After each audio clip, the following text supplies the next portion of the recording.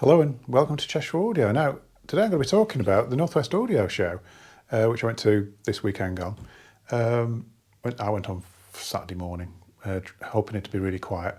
It's interesting because it is actually becoming very popular now, and it was really busy, even early on Saturday. I mean, normally Sunday's the day you try and avoid, which is usually the only day I can go, but I decided, I thought I'm going to make it easy for yourself. Let's go on the Saturday, first thing, and it'll be quiet and be able to get around there and actually talk to people. No, it was absolutely stacked out. Even first thing Saturday, it was really, really busy, which is good, really. I mean, it's good that there's so much interest in audio again, because a lot of the shows had gone deadly. They'd gone, hardly anybody going, which was, worrying times, really. But yeah, I have the brochure. Lots of advertising in here, obviously, but quite interesting stuff. There's a floor plan. It isn't an easy show to navigate. That's the only thing I'd say about it. The hotel is confusing. It's on 3 floors. You have the map for 2 floors, and then the 3rd floor is on the next page. I'm trying to get to it. And there's a small amount on the first floor. It's first floor, ground floor, lower ground floor. What I found confusing was that there's a staircase that takes you from lower ground to ground, but then that staircase doesn't take you to the first floor. You have to walk around the loop before you find another staircase that then takes you to the top floor. Or is it that? You have to go back down to the bottom. I think you have to go back down to lower ground again and go up a different staircase to get to. It was really confusing, and I was struggling because a lot of the people I wanted to see were on that top floor, on the first floor. There weren't that many new products actually, and the reason for that is it's a funny time of year. The hi-fi industry is very, very quiet through the summer, so we're quiet right through probably till the end of August, and it starts to pick up, and by October it's really flying, and after March, April, then it'll start to get a drop-off again.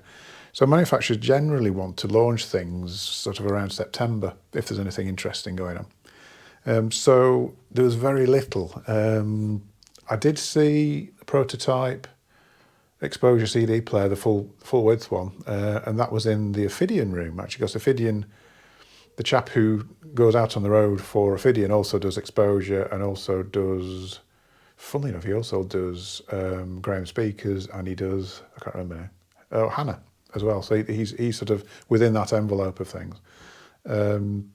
So he had the CD player with him. Actual stock of those should be soon. I've actually got a chap waiting for one. He'd had a deposit on one for months, and that should be next month. Apparently, it's got to the point where it's virtually ready to go out. So that'll be exciting, because that was sounding very good actually. And also in the Ophidian room, they had their new speakers on, which I can't remember the name of. Last year they showed the Voodoos, which were the big ones. I'll put the name under here because I have actually forgotten totally. Apologies, Ophidian. Apologies, Gareth. I can't remember what the new speakers are called, but they were really good actually. It was quite a big floor stand, and nothing like as big as the Voodoo, but really good value. I think really good value. £6,000, but a lot of speaker for the money, and they sounded really well integrated. I mean, they'd been driven by exposure and then with the exposure CD player, and it was really nice. I mean, I was quite impressed with it really. I wasn't convinced the way around they had the room this time, because usually they've had the same room before and fired the other way. I didn't think it quite worked as well, if I'm honest. But you could tell that there was a basis of a very good sound there, really. That was probably one of the better sounds at the show. And Ophidian quite often are the best sound at the show. He's quite good with his setups, actually. That's Gareth. But anyway, what else was going on? Let me just try. I'm going to have to refer to the map to try and jog my memory, because there's so much going on there. I mean, it's a strange show because it's not a dealer show like Bristol. I mean, Bristol is a great show, but it's difficult to park and whatever. And it's run by a dealer, so there tends to be manufacturers there, and that's about it. You don't tend to get much else. But at Cranage, they have dealers, and there was probably 7 or 8 dealers actually, and they have distribution companies, and they have individual manufacturers as well. So there's a broad spectrum of things. And there's more likelihood to see something that being sort of displayed as a tester, just to see, just to get a feel of the market a little bit. There was quite a few things that were a bit like that. Products that weren't necessarily being imported at the moment, but maybe if there's a good reaction to. So it's quite interesting from that point of view. Yeah, so Ophidian we've talked about. Neat, making good sound as well. They were running Neat Elites. Well, the Elite is a bit like they brought out the Petite. The Elite is a sort of bringing back of an older model and a bit of a fettling of. They were sounding really good. I mean, Neat always make a good sound. They were using Atoll 300, which I haven't actually properly heard one yet. I've had the 100, 200 and 400, but I've never heard the 300, and that sounded good with those. And in fact, I've got a pair downstairs. They've that pair from the show, Stephen's just dropped them off this morning, so I've got those to have a proper listen to here, and I will do a review of those. But I was really impressed with those, and they're a good size and shape as well. They're quite shallow, smallish floor stander. So we'll have a proper look at those. They also had in the room a well-tempered turntable, and I'm quite interested in perhaps doing those at some point. Actually, I keep thinking about it and then not pursuing it, but I should probably look into that because I really like the well-tempered. Love the tone arm from years ago. Used to sell it, but never sold the turntables. But I've heard them and heard people talk about them quite a bit, and I want to get to know them a bit better. Perhaps need to talk to somebody about that. Where else did we go? We went. Oh, blimey! I should put my glasses on. What else was there? Oh, Verter. Yeah, the Verter. I mean, I didn't get to talk to him actually, but Tourage was there from Verter, who started Roxanne with him. It was Tourage and I can't remember his name, but there's two of them started Roxanne, and Tourage was the main designer, and he's now Verter. Still got. I do like the Verter turntable. I think it's got a lot going for it. It's still got a little bit of the Roxanne sterility to it, but it's a good sound, actually. It is a good sound. You can imagine it's really suiting certain people. So that was there. They had slightly bigger rooms. The problem with shows is that they're not really ideal for listening to hi-fi in most of these rooms. They're awkward sizes. They have weird acoustics. They have terrible electrics because there's one electric circuit running the whole building, and there's all these systems on it. So the amount of rubbish on the mains must be horrific when there's a hi-fi show on. So nothing really sounds that great. I mean, you get some more impressive sounds, but generally it's quite poor. You should never judge equipment by what you hear at shows. It's purely to go and have a look and get a feel of the stuff, and be a bit touchy-feely with it. But listening to it, only ever judge it when you hear it in a known situation, really. Doug Brady, my old mates from Doug Brady, had two big rooms, and there was some good stuff in there. Interestingly, there was some old, what I would imagine, I didn't get to talk to anybody about it because John was tied up and Andrew wasn't there. That's who I know. I don't know many of the Doug Brady guys now, to be honest. But there was two pairs of JBL speakers which looked like almost like retro remakes of original old the L80s. I can't remember which one. I never sold the originals, but I've experienced some of the early JBLs, and they were superb. They were just something very much reminiscent of Acoustic Research, which obviously I love, and I talk about it far too much. But it would be interesting to find out. It'd be interesting to find out if they are now in production again, because that could be interesting. Actually, I bet they're not cheap though. I bet they're not cheap because they were never cheap. What else was good in there? Henley Audio. Now, Henley was interesting because Henley are a distribution company, and they do project turntables. They do Klipsch in the UK. They do Music Fidelity now, actually. And at that point, my memory's run out. But they used to do the Valve amps called. I used to do them. I can't remember what they were called now. But there was a really good Valve amp company, an Italian one. I think they might still be doing it, actually. At one point they weren't doing it, and now I think they're doing it again. But their room was actually, and I don't know if you watched my video about last year's Cranage show, I was very disappointed. They had the Klipsch Cornwalls, I think they're called, aren't they? The big Klipsches, the horn-loaded ones. And they sounded awful last year, and it was obviously the room. Because they sounded like a medium-wave radio. They sounded dreadful. But this time they had basically probably the same pair of speakers actually, but running on a different system and running on a big project, one of the really big sort of thick platted project turntables, and it sounded really good. I think they got the room set up better somehow. And it was quite nice. Still a little bit, PA sort of sounding. I think Klipsch, the big Klipsches are always a bit like that. Harris's are a bit like that. But it was quite surprising actually. Big difference from last year, and it shows how much difference a room makes, to be honest. What else was going on? Audio Works are there, who are up at Cheadle. Brian and Trevor's, who are from Manchester. Chord Electronics were there. Not a great fan of Chord. I know they're massive in the press, but never got on with Chord Electronics particularly. I saw them years ago. The SPM, what was it, SPM 1200 or SP 1200? SPM 1200, I think it was. The original power amp that they did was quite nice. But everything after that, I never quite got on with it. Music First were there. They do a great preamp. Technics were there. I've only realised since reading the brochure that Technics were there. I wouldn't mind a demo looking at Technics actually, because some of they're reincarnating some of their old brands, their old turntables, and there's some new models as well. And they're quite. I'm not a fan of direct drive, and there's many reasons for that. I think direct drive has a specific sound that kind of suits DJ work, and I think that's the way they've ended up in that sort of world, because the way the sound is very much favours it. But they do seem to have quite a good following as well, so I'd be interested to hear a modern one properly, because I've heard them on and off in different situations, and they sounded okay. They didn't sound groundbreaking, but they sounded interesting. And I should have got in there actually, missed it. MCRU was there. This Maze Cables are us. I can't remember the chap's name, but I've recommended before his record cleaning solution is very good. Apparently a very difficult guy sometimes to deal with, but I think he knows his stuff, but he's a bit, I think quirky is the word. Electromod. Now Electromod are interesting. Electromod are the main UK service company for Stax headphones, which sounds a bit specific and a bit of a weird thing to have at a show. But they also import synergistic fuses, which I've talked about on the channel. Mark was there, and I missed him. I missed Mark, actually. I wanted to have a chat with him, but synergistic fuses. So I think Mark I got the impression he was demonstrating synergistic fuses in there. So that would have been an interesting demo. What else is that? Yeah, I should have put my glasses on.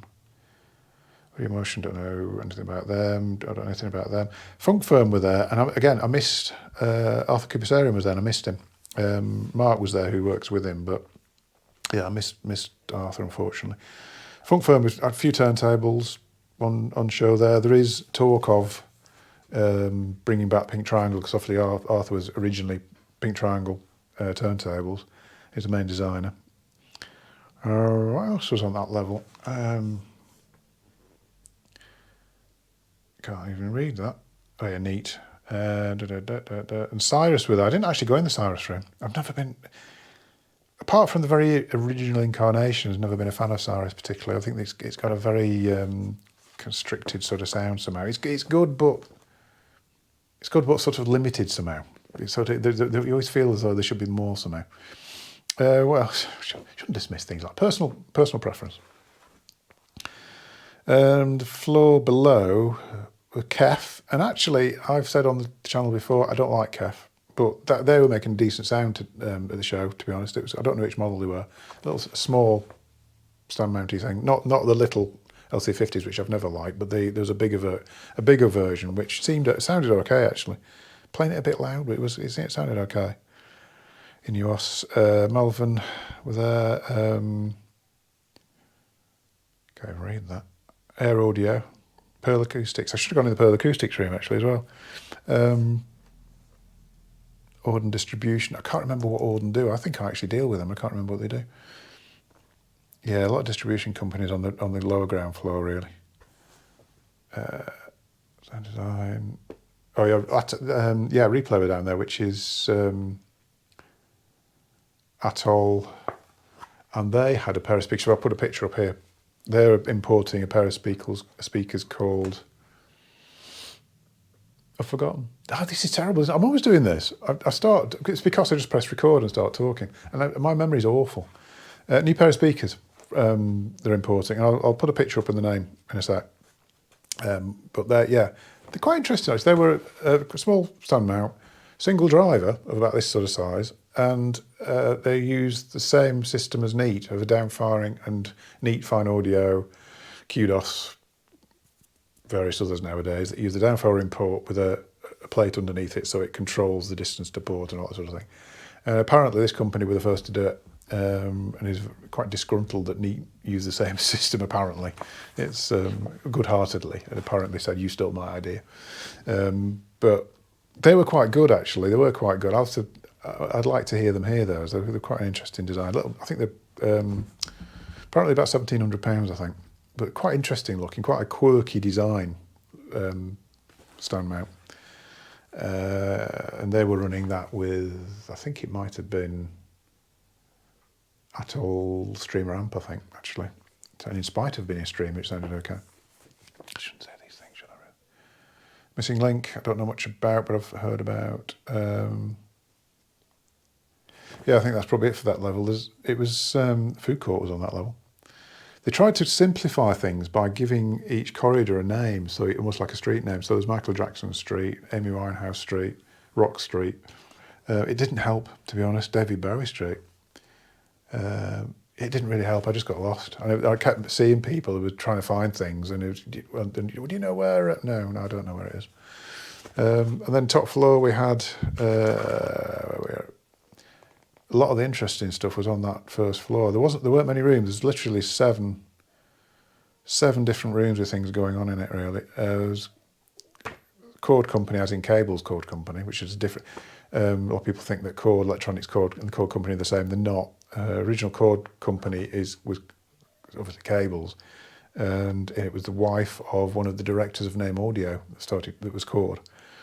I don't think she's involved. I don't think Sally's actually involved with it anymore. But I haven't saw Cord for a long, long time, to be honest. I mean, they were one of the first manufacturers to really sort of explore higher-end interconnects and things like that. Really, I don't really sort of get them nowadays. Somehow, they're not really. I don't know. Don't seem to be doing anything that really appeals to me anymore. Qdos were on there. Qdos make a good sound, and I love C30s. I don't sell much of Qdos, and I don't know so much why, but I love the brand. It's really good. The big 808s are fantastic. 606 and the 505s are fantastic. Ophidian obviously was on there with exposure. Falcon Acoustics were there. Now Falcon do versions of the L35As and things like that, which are quite nice. Allcrest Audio, I don't know who that is. I could look it up, but I don't know who they are. PMC were on there. Actually, I don't generally not that into PMC either, but they sounded okay actually. That room sounded all right. Yeah, PMC. It's funny. PMC, one of those brands that everybody's into, but nobody seems to ultimately buy in demonstrations. It's a bit of a strange. I've talked to a few dealers about that in the past that say they demonstrate the stuff a lot, but people are always very into it, but always seem to buy something else. It's a bit of an odd. Very impressive sounding speakers, very impressive, but not necessarily speakers that you would want to listen to for an extended period, really. My opinion. So yeah, that's kind of it for the sort of walk around. I didn't spend an awful lot of time there, to be honest. Mainly catching up with old friends. I saw an awful lot of, and it was quite nice actually. I had a lot of people coming up to me and saying, "Oh, you're the guy off YouTube, are you?" So it was, yeah, sort of. No, I'm not. No, it's great actually. I got quite a few people come up and say hello, and I had a bit of a chat with people. Somebody shouted across the car park at me when I was actually talking to my old boss. I was talking to Doug Brady in the car park, and somebody, "Hey, it's Stereo Phil," across the car park, which is quite nice, really. So yeah, a bit of notoriety. It never goes amiss, does it? Really. I think that's about it for that. But whether I'll ever end up doing it, I don't know. I was talking to a manufacturer this morning about the possibility of sharing a room. It's difficult when you work on your own. The logistics of taking all the equipment up to the room, setting it all up, staying there for 2 days, packing it all up again and coming back. It's just too much. It's a difficult thing to do. I mean, Brady's had a team of about 7 people doing it, and most of these manufacturers would have a team of people setting up and taking stuff around and powering vans and all that sort of thing. It'd be what I could fit in my car or a van. Yeah, so I don't know. Perhaps one year, if I can get a bit of help on it, perhaps collaborate with a manufacturer and do it that way. I think that's a good way. But to be fair, I just enjoyed walking around and meeting up with old customers and old people out of the trade and old ex-colleagues and that sort of thing. It was just a bit of nice day out, really. Enjoyed it. It's not really nice feel. There was a great record store place, selling, sort of a good place to do a bit of flicking through records. I managed to not buy any by not taking any money in with me, but I could have done. I really could have done. Oh, the other thing. Well, there was a little bit. I can't remember where it was now, which floor it was on, but there was an area with a few stalls on. And Graham Nolte from Black Rhodium was there. He may have been asleep when I saw him. Actually, bless him. He must be 80 odd now. But yeah, Graham was there. He's always at shows. To be honest, Graham, he's one of the hardest working men in hi-fi. He must be. He's always there. He's always doing something. He's always demonstrating. My mate Andrew from Audite had a stand, and he was busy. I struggled to get to talk to him. Had a lot of interest in the wobbly platform and the little isolation platforms he does. Lovely guy. I don't know if you went and you got a chance to talk to Andrew. He's a lovely guy. He really knows his stuff, and he will tell you the reasons why things do what they do, and he had things to prove why they did what they do. Who else was on that bit there?